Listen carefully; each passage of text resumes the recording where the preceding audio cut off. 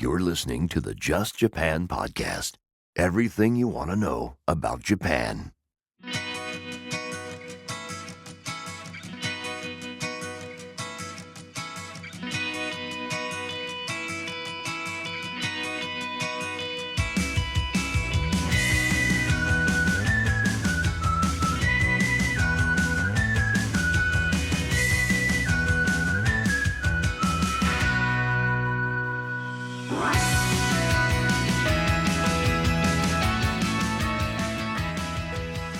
Well, hey there, everyone, and welcome to episode number 113 of the Just Japan podcast, everything you want to know about Japan. My name is Kevin O'Shea, and I am the host of the Just Japan podcast, a weekly podcast that brings you different aspects of life here in Japan.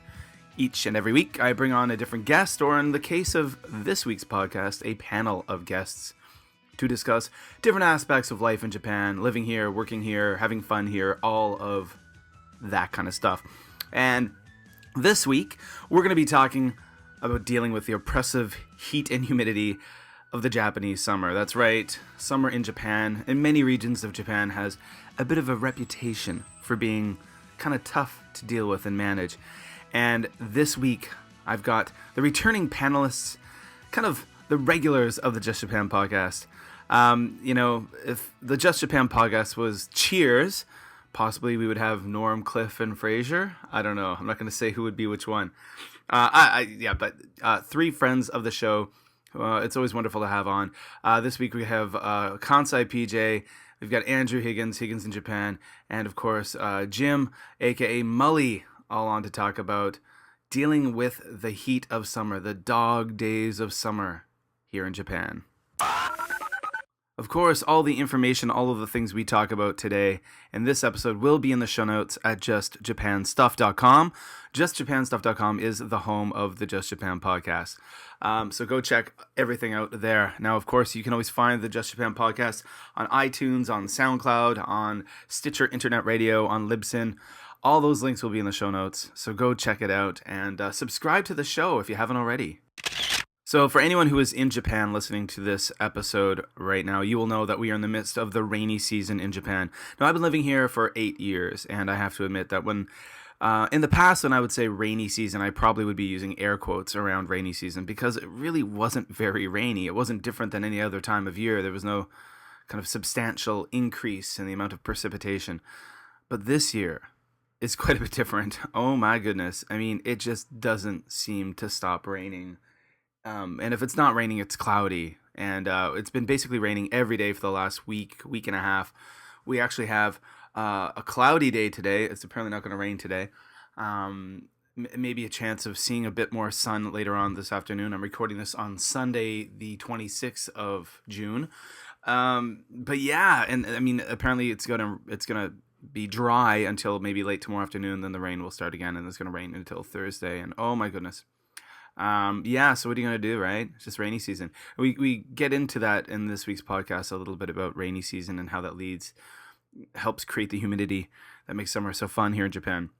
What else we got going on? Just a few days left, guys, in the Just Japan podcast Teespring t-shirt campaign. We're not doing so well, to be honest, which is a bit, well, what are you going to do? But I would really love it if you would pick up yourself a Just Japan podcast t-shirt. Show your pride for the podcast that you love so much. They're available over on Teespring. The link will be in the show notes at justjapanstuff.com. If you go to teespring.com/justjapanpodcast, maybe something like that, you'll probably find us. The campaign ends on the 4th of July.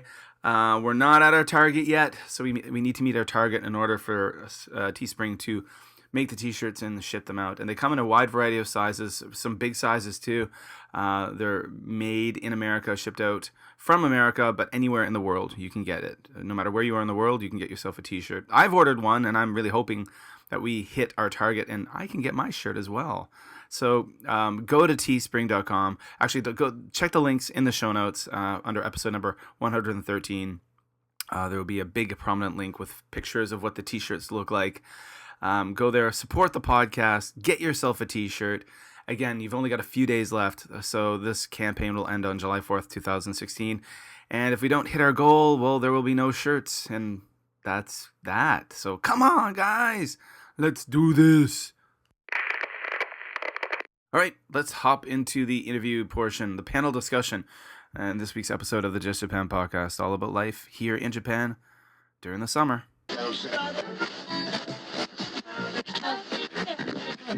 All right, everyone, welcome to episode number 113 of the Just Japan podcast. Everything you want to know about Japan. Yay! And we got a bit of a party tonight here. Woohoo! Ghosts of Yeah. We've got the ghosts of Christmas past. No. That's not nice. No, wait, no. Who's that? Wait, who is that? Who said that? Which one is the Ghost of Christmas Past? No one is. I got the potato chips. Oh my goodness. Hey, so we're back with another episode of the Just Japan podcast. 4 episodes this month. It's been a while since that has happened. I'm very happy about that. And we've got some returning guests. So before we jump into this week's topic, I would ask you guys to briefly introduce yourselves. Maybe I'm going to do this in order of appearance on the podcast. So we're going to start with Jim. Yay! And then PJ, and then Andrew. All right. So Jim, can you start the introductions off and tell us a little bit about yourself and where you are and what you do and all that stuff? Okay, my name is Jim. Everybody calls me Mully. I am in Shizuoka, Japan. I'm originally from Cincinnati, Ohio. I've been living over here since 1991.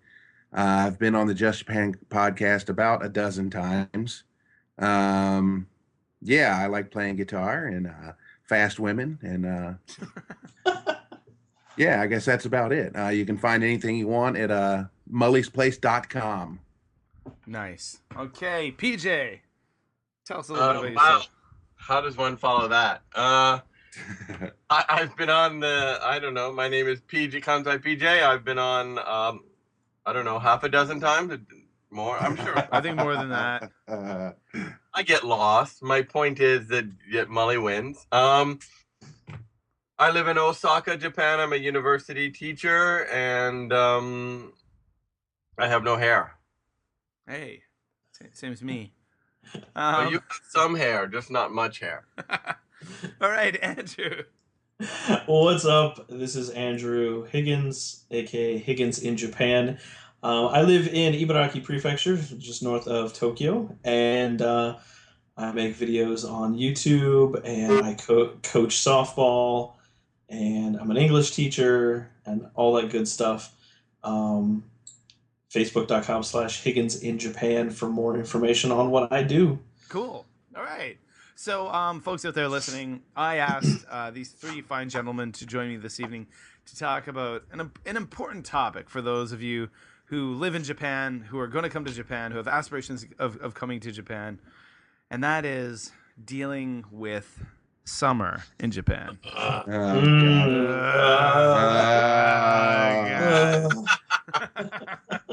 The heat of summer, the dog days of summer.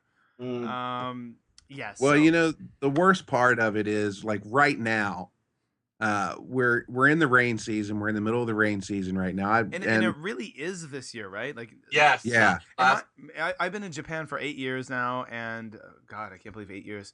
But I've been in here for 8 years. Wow, time flies. But I mean, often when they talk about rainy season, it's kind of rainy season in name only.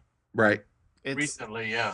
but it's It's really raining this year. yeah, And it is. here's the thing. I've been here long enough that I've been through these rainy seasons. Mhm. And when this lifts up, oh my God, the humidity kicks in. Yeah. Yeah. Yeah. So, I mean, it's like, this isn't the rain season. This is the humidity creating season. The dawn Seriously. before the sweat Mm. storm. Yeah, Like, exactly. the rain is bearable. Like, I can deal with the rain. Mm-hmm. But then once that goes and there's no breeze and there's just humid, like it's the worst. Well, Yeah, that- and you're working at a time right now that where like it'll rain in the morning and clear up in the afternoon and starts Mhm. kicking a little bit and you're like, oh, I was just gonna say, actually, that's Yeah. exactly what happened. At least here in Kobe yesterday, it poured rain in the morning, and actually we had like landslide warnings. There was a Keiho here, so there was like ground loosening flood warnings here in Kobe, and obviously with Kobe, not Port Island, right? Because if you're yeah. We had in landslide serious warnings. trouble. Landslide warnings on the man-made island that is 1 meter above sea level.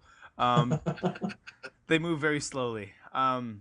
It's no. Obviously, like with Kobe, there's a mountain range at the back of the city. So there were landslide warnings. So it's applied to the whole city. So actually, public schools were not canceled, but basically in the morning. And our school, which is a private school, so basically I think it was around 10:30. Public school kids went back to school, but it rained a lot in the morning. But then by mid-morning, the sun came out, the skies cleared up, it was hot and sunny and beautiful, and then it got sticky. Muggy and ugly. Oh, yeah.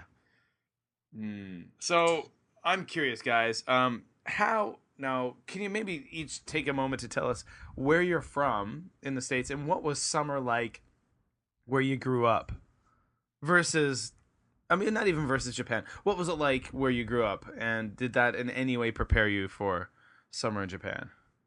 Can I go, guys? Is that okay? Yeah, go for it. I'm from Cincinnati, Ohio. We're pretty much on the same level as Shizuoka, where I'm at here in Japan. It's pretty much the same. The winters get, really cold. We'll get into the minuses, and that's in Fahrenheit. Summer gets really, really hot, up in the 90s, sometimes over 100. Well, that's in Cincinnati. Yeah, and Okay. we've got a clear-cut 4 seasons in Cincinnati. It's not too different from here, other than it does get where I'm at in Japan. It does get colder than where I'm here, and the summer, the heat's about the same, but the humidity here is just like Tarzan would sweat in this place, right? Like, it's just like the humidity is what kicks it in here. Oh yeah, absolutely. Yeah. And I've been like in Cincinnati and in Florida, and Florida is real humid and muggy, but it doesn't touch this place. Yeah, Andrew, how about you? Well, so I was born in Ohio, but I only lived there for a couple of years, and then moved to Texas. And I lived there for about 11 years. And Texas is really hot, but it's very dry. At least where I was at, I wasn't near Houston or anything like that. I was up further northeast side. So it would get really hot, but not anywhere near as humid as it gets here.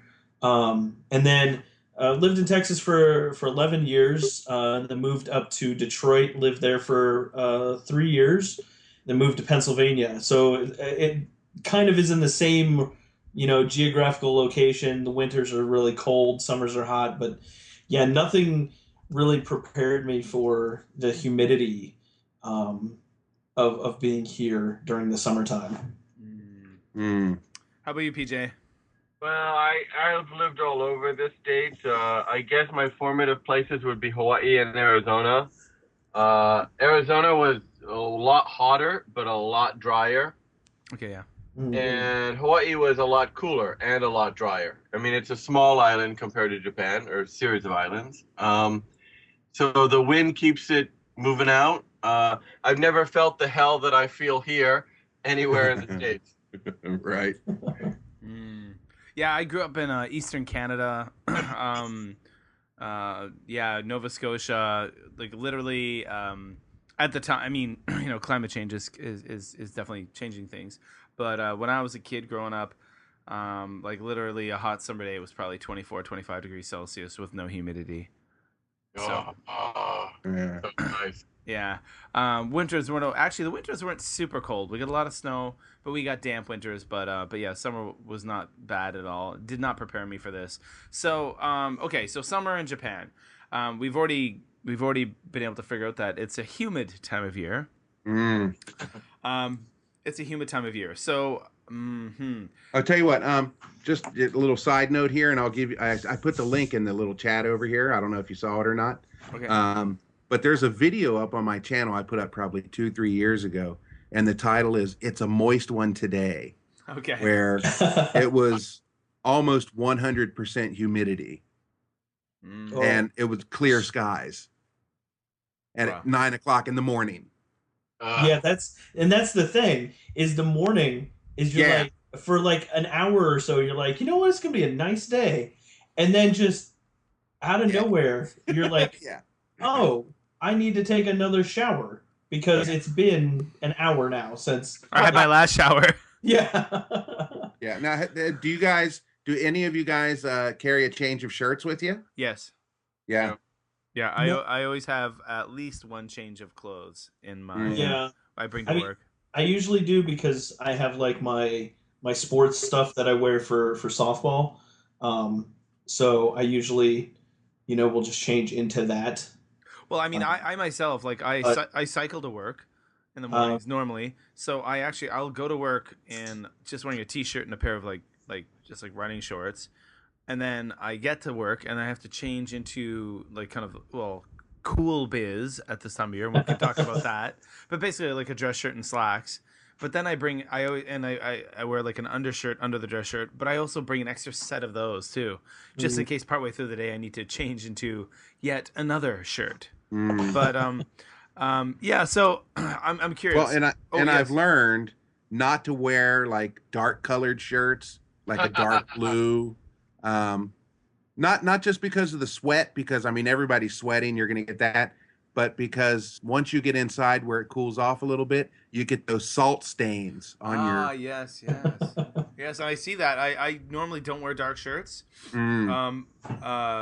But you definitely, with some of my coworkers, I'll see the salt at the end of the day, salt forming on various parts of their shirt, which says a lot, because I mean I've only ever seen that when running marathons. Right. But okay, so it's bloody hot here, in the summertime, very humid.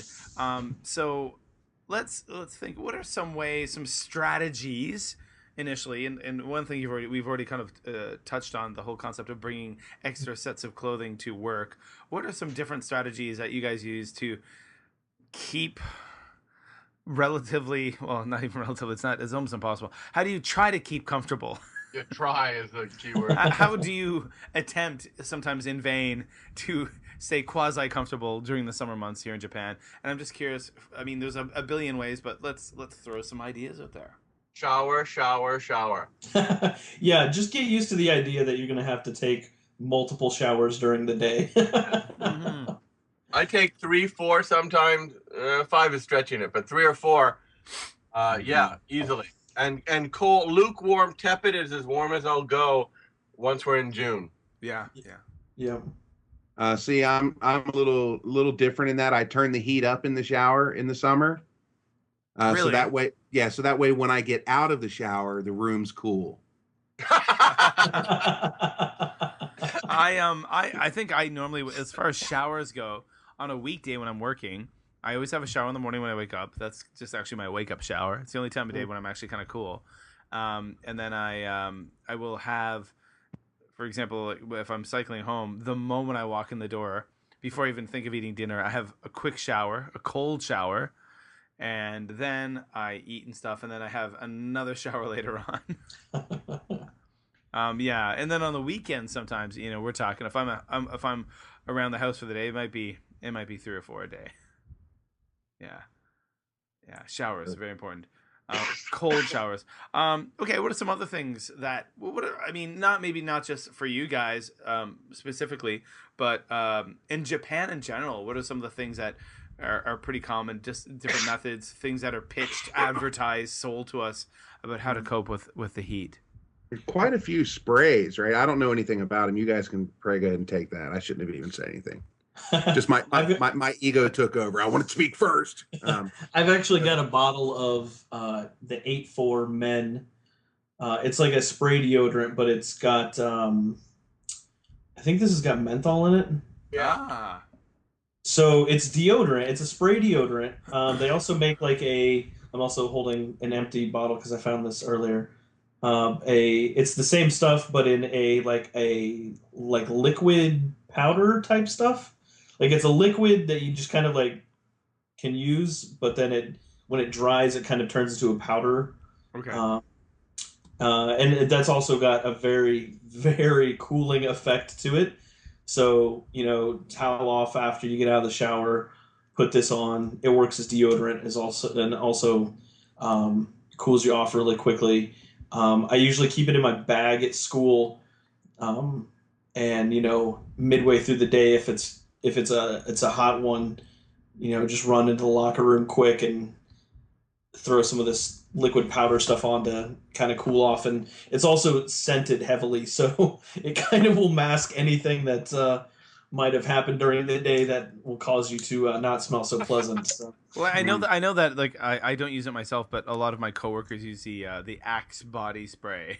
Yeah, that's another popular which one. has quite a pungent aroma at times. But it does seem to be popular. I was just thinking when it comes to mentholated stuff, I haven't used it in a few years, but when I first came here, I actually had a menthol body wash. Yeah, I yeah. one of those. Yeah. And Yeah, that's pretty, how shall I say, invigorating. Yeah, That's mild, to put it mildly, but yes. Yeah. Well, I remember back in the day, what was that shampoo? Seabreeze? Yeah. Oh, yeah. Seabreeze had like that mentholated like shampoo. When you put it on your hair, it burned, but then it like felt really, really good. Well, they have a lot I of think stuff they like that stopped here. that. I think they stopped that. There's other brands though that are mentholated. Yeah, I actually use I don't know the name of the brand of it, but yeah, it's definitely menthol infused shampoo. Meth infused. Meth infused. Well, there we It's go. really expensive. Yeah. Hard to find in Japan, and you can do a lot of Hard to find time if you're caught with that shampoo.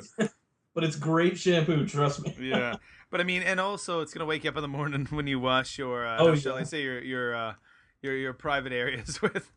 Yeah. Woo!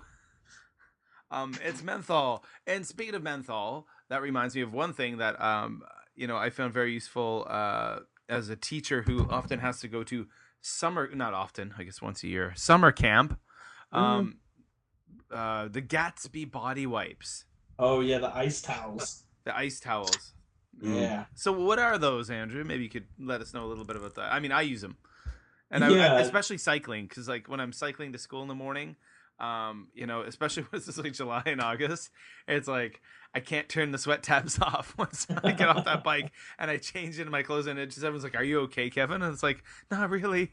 And I definitely use those Gatsby ice type body towels. Oh yeah. So what are those? Well, basically, they're the only thing I can think of to compare them to are like the baby wipes, but for adults.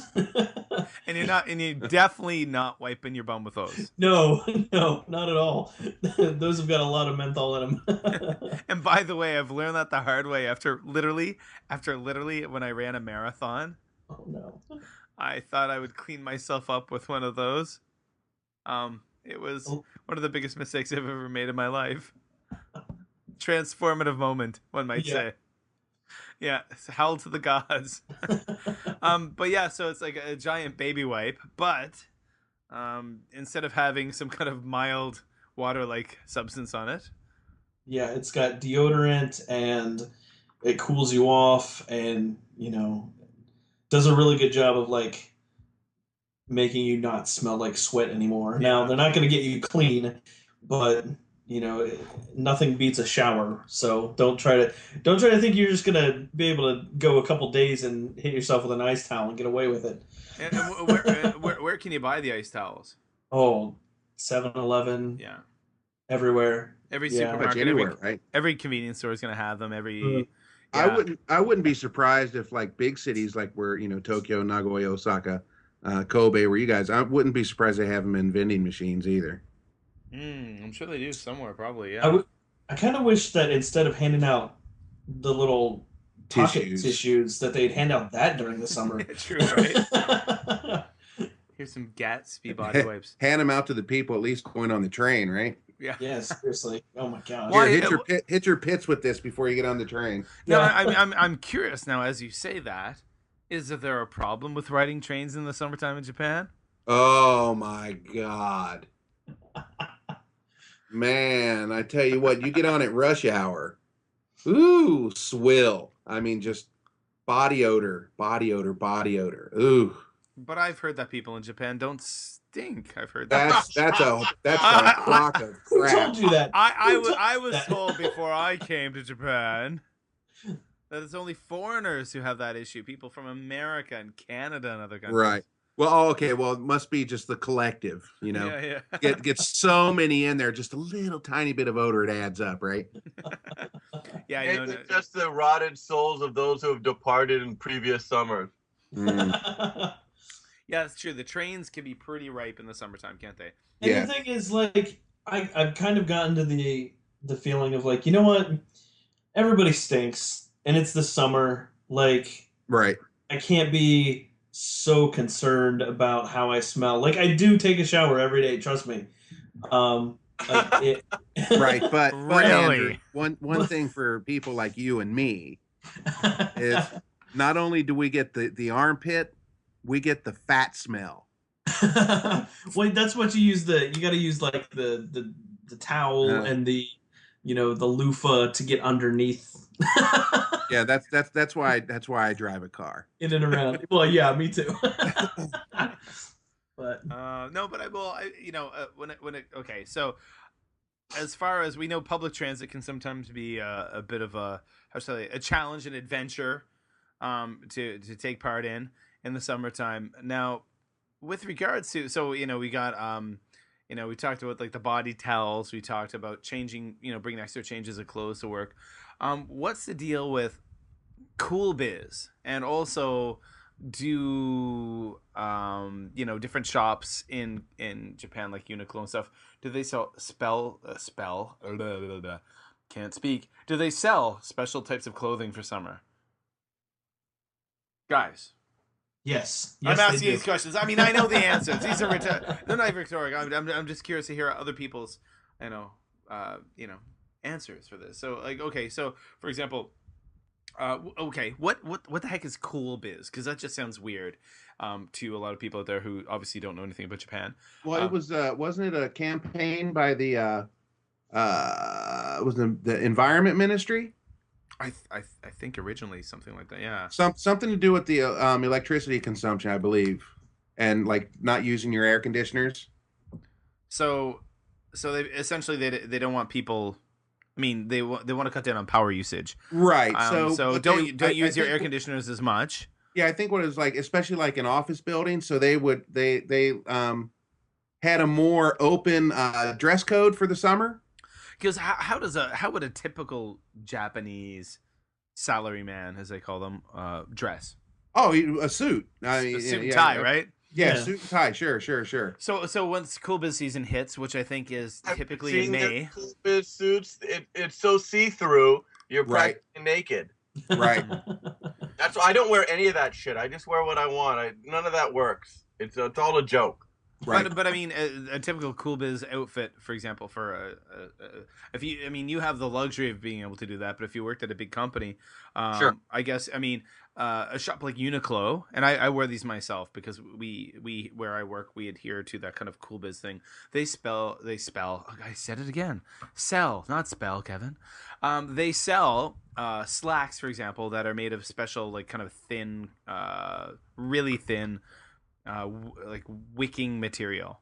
Right. Yes. They're actually, I gotta admit, they're pretty comfortable to wear. Very light. And you're allowed to wear. You don't have to wear a tie. Right. And you can wear a short-sleeved business shirt. Right. Mm. And which, of course, I'm such a firm believer that short-sleeved business shirts look oh so cool. Oh, totally. They're so hip. Yeah, but I tell you what, man, when you hit that wall of freaking humidity, sweat, swill in this country, yeah, all bets are still off. don't I'll wear wear that short sleeve shirt. Well, no, I do actually. I wore one today. I don't. I mean, I refuse to. yeah, I don't have that luxury. If it's a dress shirt, I roll up the sleeves. I'm usually in a polo shirt. It's a uni teacher, though. It's different. Yeah. We don't have a uniform. We can wear what we want. Mm. And we have aircon in our rooms mostly when they're working. When it's not, I send the students home early. Well, I gotta admit, where I work, I am pretty comfortable because I do have air conditioning, and we have that in all of our classrooms and teachers. Oh, and that stuff. makes a difference. But I work at a private school. We have get that. Well, here's something that may not be well known outside of Japan. For example, my school, and I think this is pretty typical around elementary schools and junior high and high schools. we're not allowed to turn on the AC unless it's over 28 degrees centigrade. Oh my God. Kill me now. Yeah, right? Yeah. Wow. No, I mean, I turn it on anyway. And when they bitch at me, I tell them, I say, I'm not going to sit in here and sweat all morning. Yeah. Yeah. No, Yeah. it's a struggle for a lot of kids. I mean, because a lot of kids in public schools. I spent 1 year as an ALT, which is an assistant language teacher in public schools. And I worked at three elementary schools and a junior high school. The junior high school had AC, actually, but none of the elementary schools did. Right. They just had fans. Yeah. Mm-hmm. And very sweaty kids. And to top that off, okay, well, in defense, the kids are wearing shorts and t-shirts. Yes, true, yeah. But they're also wearing those same shorts and t-shirts in the middle of winter. It's true. True.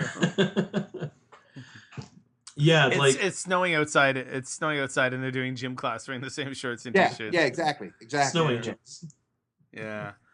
Yeah, very true. Okay, guys. So I'm curious about back home in Canada, Canuckistan, northern Canuckistan, where I'm from. We got this amazing thing called central air.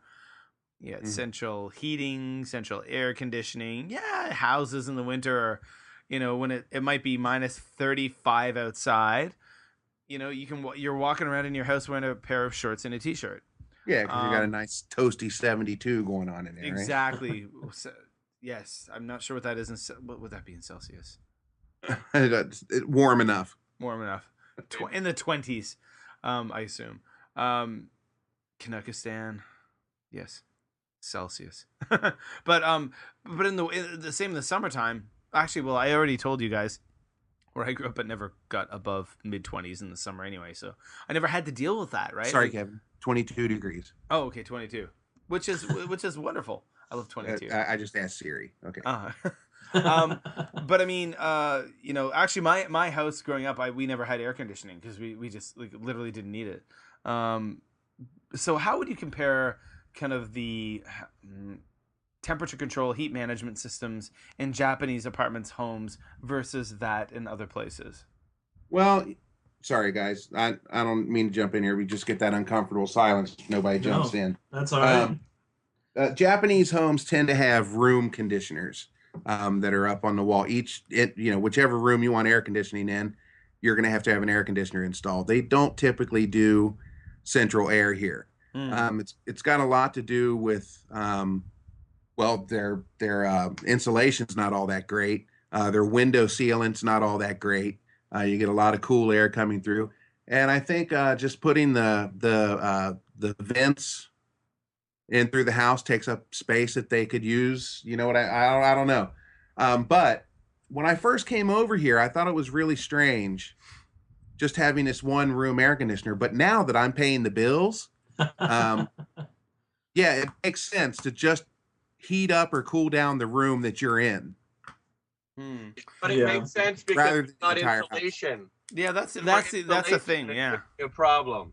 The insulation is an issue, right? Because if your house was insulated, that works for hot or cold, just like a thermos, right? And the newest are the houses that are being built in the last 5 years are double paned, insulated. They don't all have central heating, but they have far more efficient units. Is that in Japan? Yeah. It's just that people like us, we tend to live in apartments. Yeah. So we're not aware of what's going on now. The newest homes are rapidly different. But it's just so long the industry made money from selling the individual heaters. So there was no incentive because the country was wealthy as a country, not individually, but as a country, they didn't care if they bled people dry, spending money on kotatsu and aircon and heaters and all sorts of ways to manipulate a basically uninsulated house. Yeah, because that's the thing. When you have a properly insulated house, in the winter when you heat it up and then you turn off that heat, it stays warm for a long time. And vice versa in the summertime, you cool that house down, it stays cool for a long time, right? Yeah, and here you shut the AC off, it's hot within a couple minutes. Like literally, isn't that amazing? Yeah. Like it really is. Like you've got this wonderfully cool room. Maybe the temperature is at 23 degrees or 22 degrees, and outside it's like 35 or 40. You turn that AC off, and literally within a couple of minutes, boom. I remember. Sorry, it's a little off track here, but I remember when I first came over here back in 1991. 1990. It was the summer of 1990 when I came here on vacation, and I got here in August. Well, I was in the 9th grade. Sorry. Oh, shut up. Thanks, Kevin. 10th grade. Sorry. Screw you and the horse you rode in on, Kevin. Please continue, Mully. I flew into Narita. Love you. It was good air conditioned airplane, blah blah blah. You get into Narita, it's nice and cool. And anybody that's been in Narita, you know where I'm going. You go out to where the buses are. Oh, yeah. That front door opens and you just hit that wall of just heat and humidity. No air is moving, and it literally just sucks the air out of your lungs. Yeah, that was the first thing I remember. My God, what is this? Because when I first came to Japan, it was the summer of 2000, and flying over from Pennsylvania, it was bearable, summer, whatever. You get here, grab our bags, go downstairs, turn that corner, and it was just like, what have we gotten ourselves into? Yeah. Like, I don't know where I'm at, and it was crazy. You're worn out, you're tired, you're exhausted, and you're getting on the first time I came here, I took a bus into Tokyo, and just exhausted and worn out and irritated, and I'm standing out there and I feel beads of sweat running down the crack of my ass, and I was just like, oh my God, somebody please just kill me now. Right, but and you've been on that plane and you just want to take a shower and get that plane off of you. Yeah. And now you're just outside and gross. And back then you could smoke on the airplane. Oh, really? Oh. So you've got that too, because I was a smoker, and you're sitting there, chain smoking the entire flight. Really? Like I've never smoked on an airplane. Wow. Oh yeah. Wow. Yeah. That was what, 1990 you said? Yeah, 1990. Really, you could do that in 1990? I was 9 years old. Yeah. Oh, there we go. Okay, well, it's a little off topic, but yeah, you could smoke on airplanes then. Here, you could smoke in the movie theaters at that time. Wow. But I'm happy to report to my friends that are listening to me right now, I'm smoke free for 4.5 months. Yay! Congratulations, man. Congratulations. And I have no desire. Good. That means a lot to me. A lot of you out there might not know, but I am a former smoker. I smoked 2 packs a day for, gosh, how long? I smoked 2 packs a day for about 12 years, actually. No, not that long. Mostly, but I smoked a lot, and I understand. And I quit smoking 10, 11 years ago. So that's a good thing. Good thing for you, sir. Thank you. Okay, so sweating, we sweat. It gets rough. Now I'm curious. You're coming to Japan. You're gonna come here as a teacher to work here, to live here. Is it typical when you move in, when you get an apartment in Japan, and you're gonna walk in? Are you gonna have that air conditioner on the wall waiting for you? Well, because I know I didn't. Oh, okay. Well, see, my apartment was I didn't pick it out or anything. I had no choice in my apartment, and when I got there, it was ready to go. But the insulation on that apartment, we were talking about this earlier, but the insulation on that apartment was so bad that the curtains from my balcony stuck out maybe 3 feet, like just perpetually just stuck out because of the breeze coming through. Yeah. And even with the windows closed. Oh yeah, even with the windows closed. Like, it was great during the summertime because I got a nice breeze that went through. But during the winter time, trying to heat that place, I was spending like $17,000 a month on electric just trying to heat that place. How big is your apartment? That was just a 1K. Oh my God. And I lived there for 3 years. Higgy, when you came over here, did your school set you up with that apartment? No, the company I work for set me up with that. Oh, okay. Well, yeah. Okay. So yeah, basically the same thing. Yeah. What I was going to say was, if you're placed in an apartment by a company or a school, you probably have some of the amenities like an air conditioner and stuff like that. Mm. Kevin, I believe, came over here on your own. I came over here on my own. And, right, and you had to find an apartment, right? Well, my wife, who is Japanese, was here before me, and she found the place. But we moved into an apartment like a typical Japanese couple would. Yeah. I mean, you weren't set up by a school. There's nothing. Yeah. It's an empty room. Like there's no. I mean, and this is what blew my mind. You probably even had to buy the lights, didn't you? There was no light. There was not even a light fixture. Yeah. Yeah. We had to buy the light fixture and the lights. And we had to. That's not always the case. I've been in 3 apartments and they all had lights and aircon. Yeah. No. They do exist. What I'm saying is, you're no promise that there's anything in there. You're more apt to find if you're coming over with a job and the company is setting you up, you will have those amenities. No, but I mean, my apartments were all my found, and they all had them. No. You just can't count on them. It depends on the building. It depends on the. I think maybe like we moved into like kind of it was a 3DK kind of family style apartment. Yeah, that's different because you're getting a much larger space. Yeah, so we moved into a bigger family apartment, and that like literally had nothing. Like there's no appliances. There's no, like we had to buy a refrigerator, a stove. Yeah. Yeah. I'm not saying that none of the apartments don't have the air conditioner or anything. What I'm saying is, if you're out on your own, you're more apt to not have it. Yeah, well, I think that depends on where you are. Osaka, almost all of them will have air cons, and they'll have lights, fluorescent, ugly lights that you'll have to throw away. But there'll be no air, refrigerator or stove or anything like that. I just think it depends on where you are. The point is, I think it's important for people who are not here to know you shouldn't count on any of that being there. No. Yeah. The first place that I lived in, was set up, and like I actually had to rent a refrigerator, a washing machine, lights, a table, like all of that was added onto my rent because I had to rent that. After the first year, I said screw it and went out and bought all of that stuff on my own. And now the place I live in now, when I got here, the only thing that was here was the AC unit on the wall and a couple of light fixtures. But thankfully, a few years back, I just decided to buy all of my own appliances, because renting them at 7,000 yen a month is not is a really stupid thing to do. But we all do stupid things our first year, so Yeah. Oh, don't we? Doesn't always involve apartments and heating. Speaking of doing stupid things in your first year in Japan, and I thought of drinking. And okay, so I'm drinking right now. But there's my say. Well, I'm having a beverage at the moment too. But I'm thinking about maybe not kind of like entertainment type beverages. But when it comes to the summer heat, coping with that rehydration, is there certain things that you guys do, or kind of like students in Japan, typical people in Japan? What do they do with regards to keeping hydrated? I'm all water.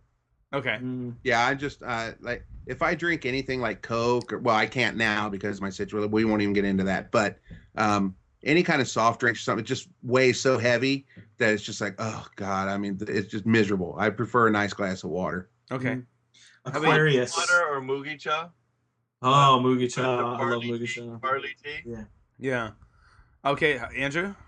Aquarius. I usually go with Aquarius during the summer. What is Aquarius? It's like a Gatorade type sports drink. No, not the song.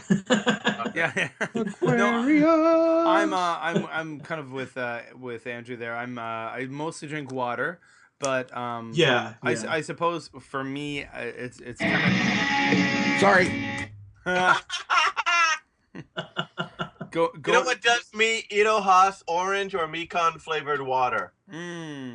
I drink that stuff, 3 or 4 of those PET bottles a day minimum. Oh, the flavored water, those are yummy, man. The orange water and the peach water and stuff. Yeah. For me, it's got to be the Ito Haas. I don't like the other companies; they taste chemical. Okay. But the Ito Haas, for some reason, doesn't, and I'm sure it's just an illusion. But I'm happy with that illusion. I like to drink watered down juice, to be honest. And that's something they always recommend for children. If you have children, you should never give them just like straight up juice. You should like kind of like mix like, like 1/3 juice, 2/3 water, just because of like cavities and sugar and stuff. But I like to do that actually. That's and that like from back when I used to be a marathon runner, which possibly I may be again. Yay! Hopefully, didn't get into Osaka Marathon. Hoping I get into Kobe. But yeah, okay, all right.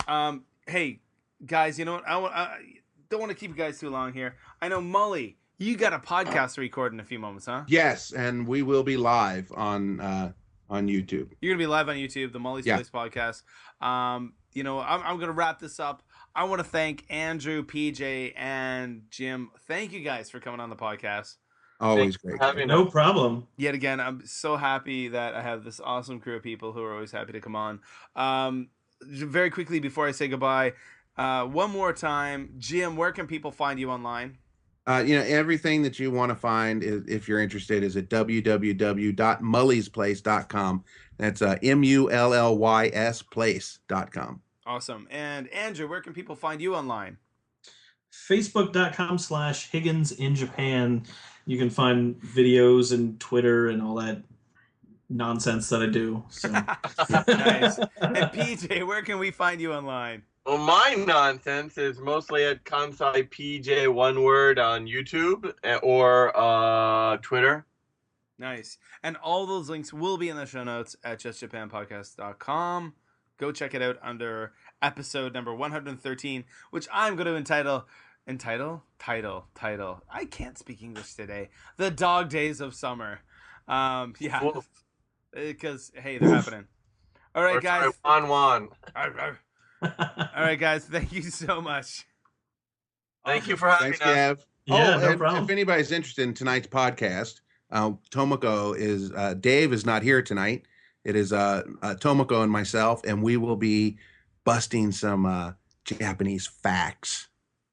Nice. And I'm going to watch that, actually. Right, I'm not sure which job. You mean FAX or FACTS? FACTS. And you're on YouTube? Yeah, some of these what channel facts. Is that again? Some of these facts about Japan, right? Tomoko and I are gonna kind of kick them in the balls. Nice. Ball kicking time. Hey, don't get me started on that. Okay. All right, guys. See, thank you so much. Awesome.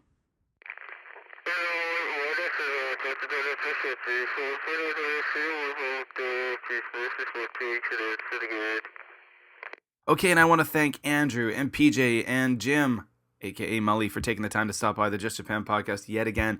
There will be links to all of their contact information and where they are on the social medias in the show notes at justjapanstuff.com. So go check that out and go over to their stuff and like their stuff and subscribe to the YouTube channels and podcasts and whatnot. So of course, when it comes to contacting the Just Japan podcast on social media, you can always find us on Twitter at JLandKev, on Instagram at JLandKev, and I love my Instagram, guys. Go over there and like my Instagram. I'm really big into it. Love it. I've been having fun with time-lapse. You want to see some cool time-lapse train videos, go over to my Instagram feed. So what else? You can always email the Just Japan podcast at justjapanpodcast@gmail.com. justjapanpodcast@gmail.com. You can find me on YouTube at youtube.com/BusanKevin or youtube.com/JLandKev. You can see what Japan looks like that way. Go over and subscribe to my YouTube channels if you haven't already. Those links will be in the show notes as well. So that's how you contact us here at the podcast. And of course, remember, guys, the Teespring t-shirt campaign has only a few days left. So go over there and help us meet our goal. We're not there yet. We need to reach our goal for the t-shirts to be made. So you can get yourself a t-shirt. I think it's like $23 US. So it's pretty cheap. It's made of cotton, 100% cotton. It's got the nice Just Japan podcast logo on it. So you got till July 4th to support the Just Japan podcast by buying a t-shirt. So go do it.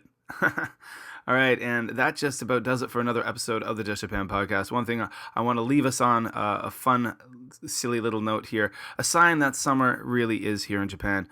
How do you know it's summer, guys? Well, you know it's summer when crickets find their way high up in the sky to your apartment balcony, many, many, many, many floors up.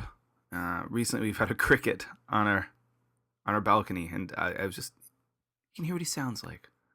A bit of summer coming up. All right, guys. So take care. Wherever you are in the world, I hope you're happy. I hope you're healthy, and I'll be talking to you soon. Thanks for all the support. You guys are great. Hey guys, Kevin here in Japan. And, this episode's all been about summer in Japan. And he just stopped making his noise. Did you hear that, guys, earlier? We've got a cricket on my balcony.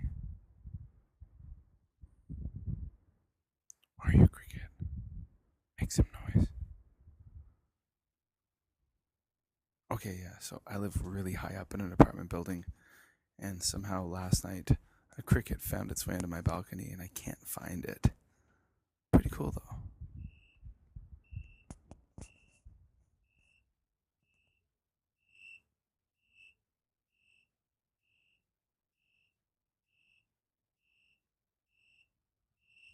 You can hear it though. Summer in Japan. Even when you're like 16 plus floors into the sky in an apartment building in a veranda, somehow they can find their way.